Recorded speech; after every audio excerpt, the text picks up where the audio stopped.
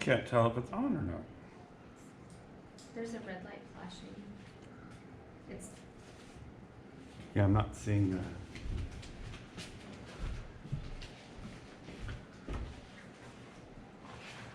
It looks like it's. Is it recording? I can't see. My eyes are so bad these days. Yeah, it's recording. Okay. Sorry for those who are not here.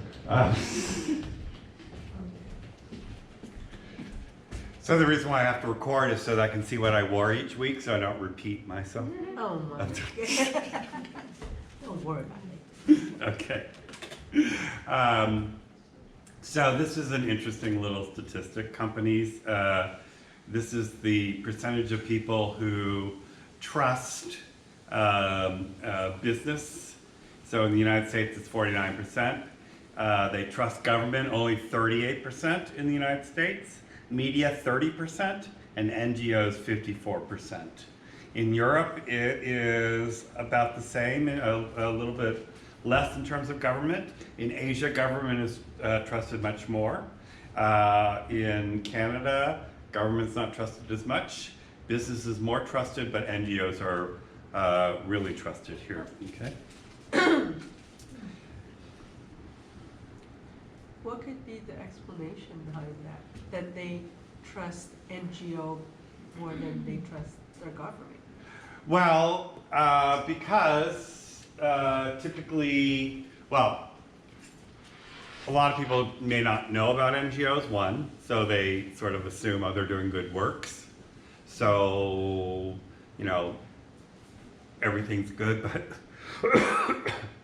you don't see them reported as much as you might see government reported on.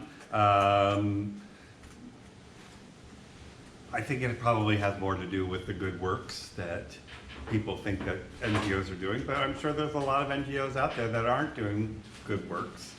So, you know, we don't hear about that as much, is the other problem. And NGOs funding is come from government too, right? No. No? No. Oh. It's called a non-government organization. It may get some funding from government through grants. Yeah. Okay. But I would say, does anybody work for an NGO here? I would say a majority of it comes from donors and things along those lines. Okay. So this was an interesting little. This is the percentage you do not trust them to tell the truth. And in the United States, which is right, which is right here, 38% of people do not trust business leaders, but 53% do not trust government leaders. That's sad.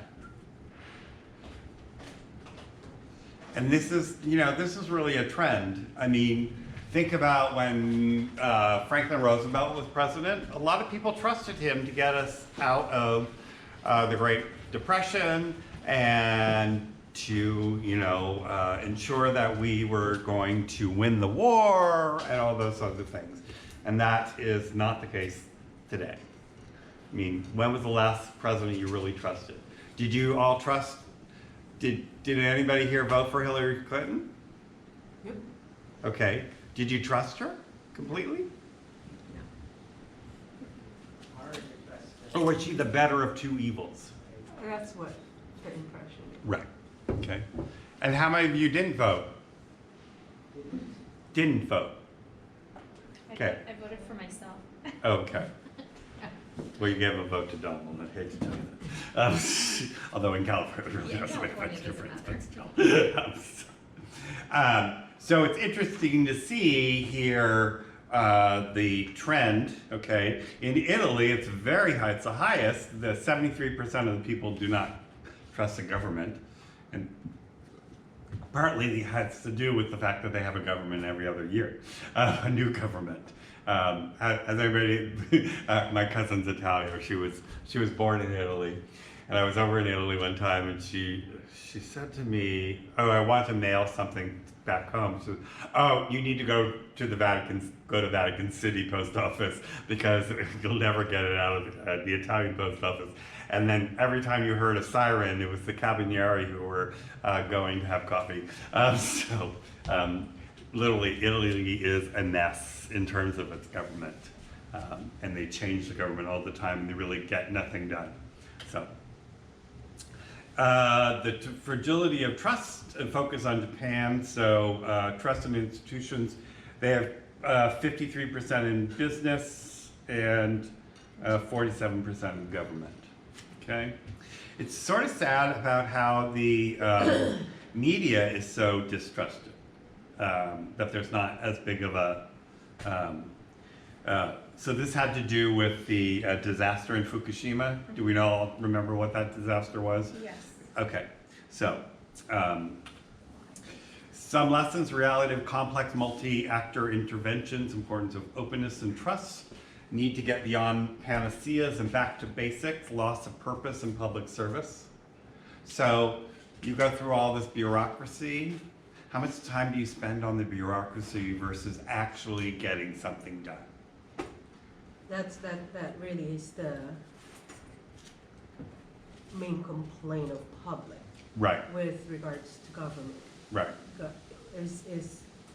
It just doesn't make sense. right. So our idiot in chief supposedly was going to come in and be such a brilliant, person to overhaul that stuff, which is not a bad thing in the idea, or a concept, but the other side of it, when you don't have a plan to make that happen, it's pretty problematic. So, importance of culture and context, path dependency, a need for policy dialogue and thinking beyond stereotypes and around options.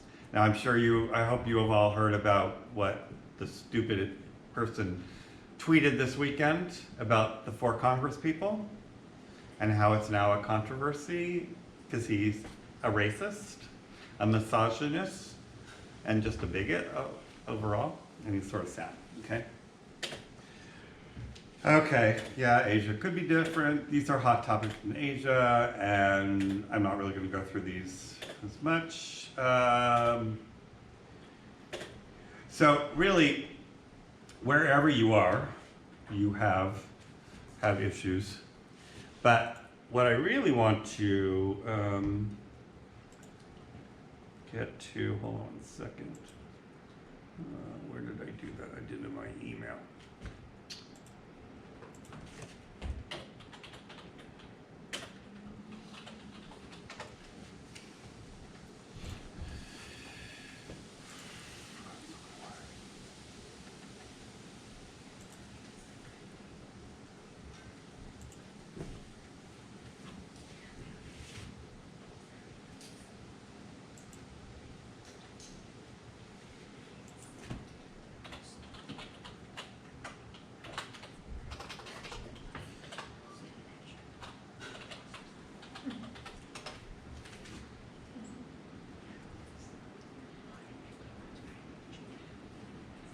Oh, that's not what I wanted. I wanted my text.